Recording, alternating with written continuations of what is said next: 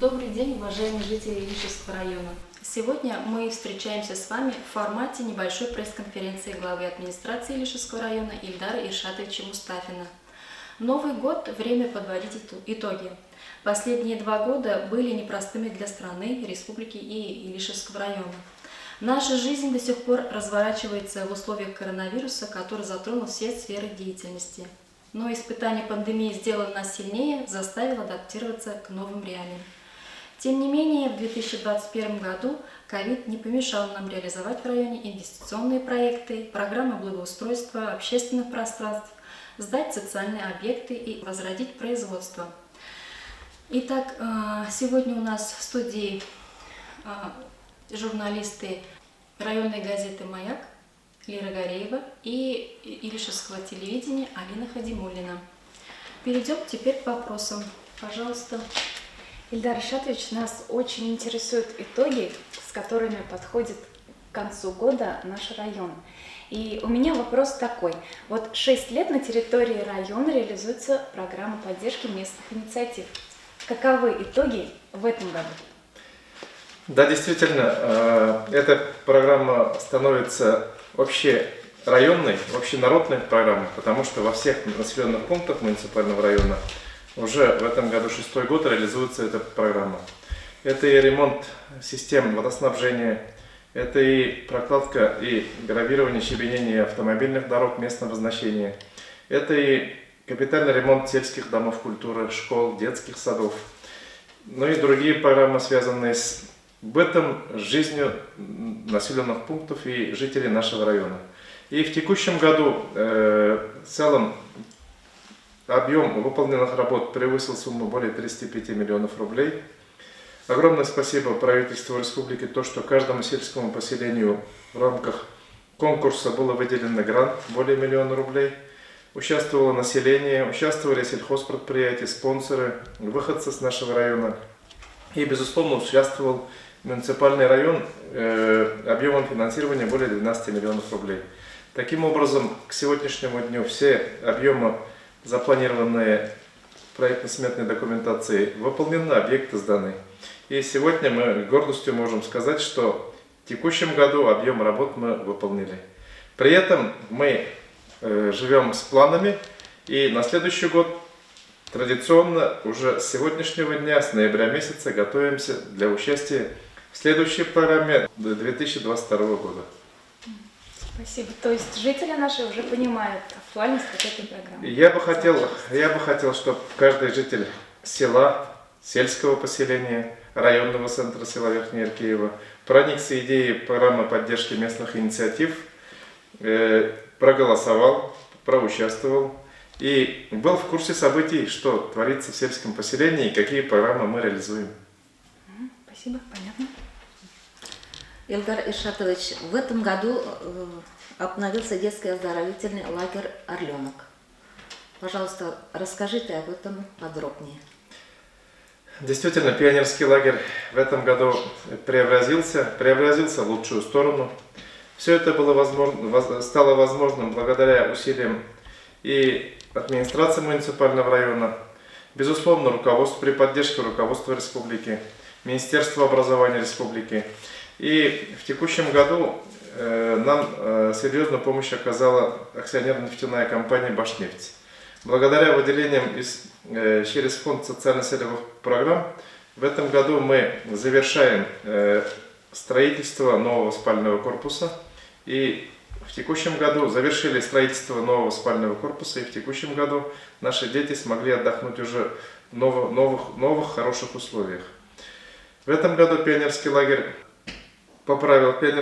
«Орленок» поправило здоровье более 700 детей, не только с Илишевского района, не только Республики Башкортостан, но и других субъектов Российской Федерации.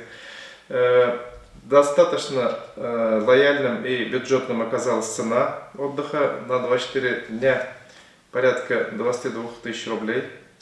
И 6-разовое питание, спортивная оздоровительная программа, воздух, природа Илишевского района благоприятно сказалось на здоровье наших детей. Очень много отзывов, очень много положительных откликов от родителей, от детей. И благо работа продолжается по сей день в пионерском лагере. Есть серьезные хорошие планы, так как заработал крытый летний бассейн в пионерском лагере, заработали специального стандарта спортивные сооружения, заработал клуб и была благоустроена вся территория пионерского лагеря. Огромное спасибо Нефтяному техническому университету, который сопровождал каждый поток в пионерском лагере, каждый поток. И каждый поток был посвящен отдельной тематике. Особо детям понравился поток, связанный с культурой, языком и своеобразной историей, которая была озвучена детям именно в этом потоке Республики Башкортостан. Мы живем с большими планами, как я уже сказал. Пионерский лагерь в перспективе мы видим, после ковидной перспективе видим как круглогодичный. И надеемся, что и в 2022 году продолжим те масштабные реконструкции и ремонтные работы благодаря поддержке руководства республики и акционерной нефтяной компании «Башнефть». Спасибо. Еще вопросы, пожалуйста. По поручению президента России недавно стартовала программа догазификации. И, как известно, наш район активно включился в эту программу. Какие вы плюсы видите в этой программе? Сказать, что наш район активно включился в эту программу, Алина, это очень громко сказать. К сожалению, наш район в этом плане очень пассивен. Мы видим справедливые письма и нарекания граждан нашего Илишевского района о том, что в отдельных населенных пунктах, где даже проведен сетевой газ до населенного пункта, нет межуличной сети газопровода, и более того, газ не проведен до конкретного дома. Есть справедливые жалобы, справедливые письма от граждан. И не только в адрес администрации муниципального района, но и руководства республики, но и до руководителей, видимо, газоснабжающих организаций.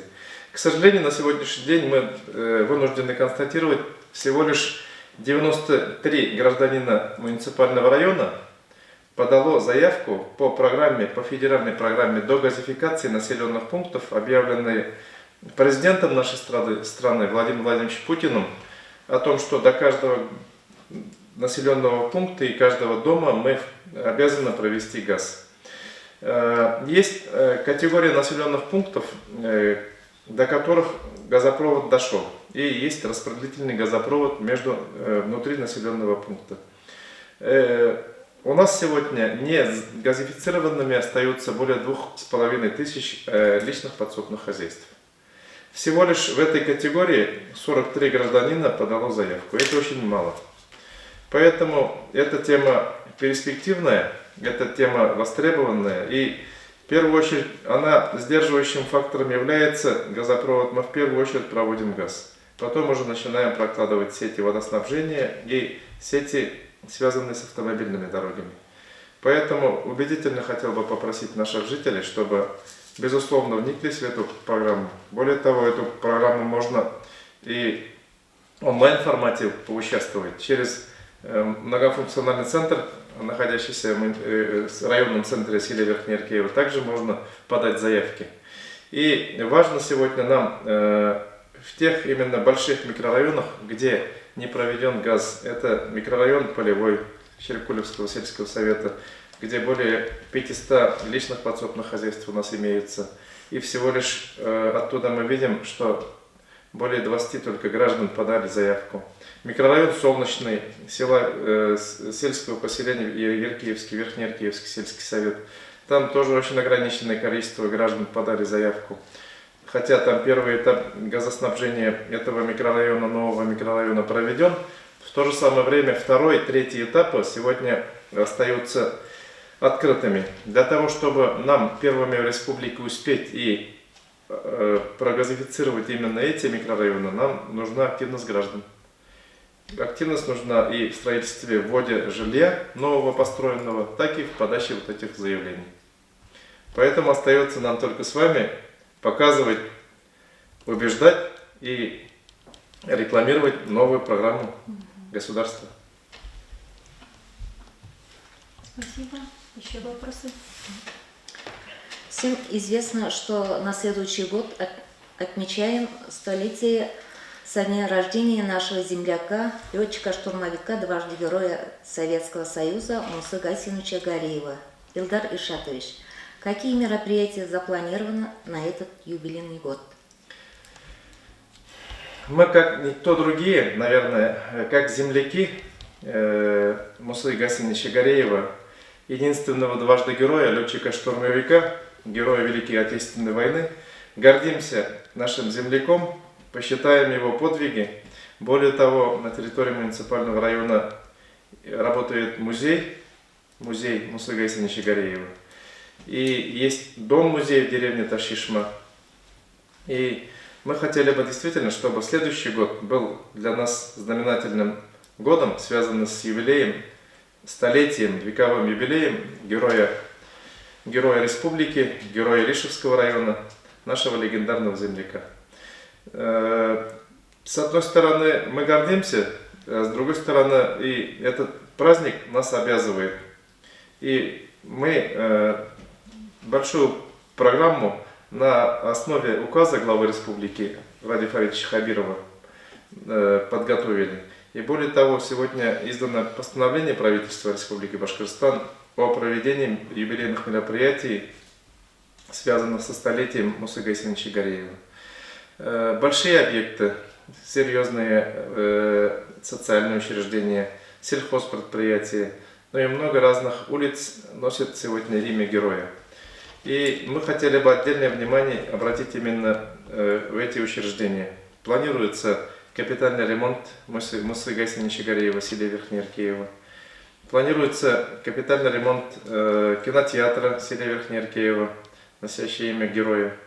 Также масштабное мероприятие мы хотим провести именно в родной деревне Ташишма. Это уже летом, ближе к 9 июля, именно к дате дня рождения героя. Но и очень много разных поучительных, учебных, методических мероприятий, праздничных мероприятий, конкурсов, фестивалей, связанных с именем героя на территории муниципального района, в детских, образовательных учреждениях планируем провести. Спасибо. Еще будут вопросы, коллеги? Если нет, то отойдем от официальных вопросов. Илдар Иршатович, хотим узнать, как вы будете встречать Новый год и несколько пожеланий нашим жителям. Новый год традиционно мы с нетерпением ждем. Это один из главных праздников каждого жителя нашей страны. Мы традиционно мероприятия проводим, завершая год, проводим мероприятия именно у нас в районном центре. Хотелось бы там поздравить жителей нашего района по сельским поселениям, именно в районном центре селе Верхнеаркеево. Традиционно Новый год — это семейный праздник, мы его отмечаем в кругу семьи, со своими близкими людьми, родственниками. Ну и в текущем году также планирую провести его в кругу семьи с национальными нашими блюдами. И всех жителей района, пользуясь случаем, хотел бы поздравить с наступающим Новым годом. Год был сложный и по погодным условиям, и ковидными ограничениями, с болезнями связанный. И этот год очередной раз нас заставил задуматься о нашем здоровье, о вакцинации, необходимой вакцинации. Поэтому хотел бы всех поблагодарить жителей района за терпение, за труд и то, что мы подходим к новогодним праздничным мероприятиям с определенными успехами, благодаря нашим стараниям и вложенному труду. Хотел бы всех поздравить с наступающим Новым годом, пожелать здоровья прежде всего, успехов, благополучия и мирного неба над головой. Спасибо большое. На этом мы завершаем нашу пресс-конференцию. Всех с наступающими праздниками.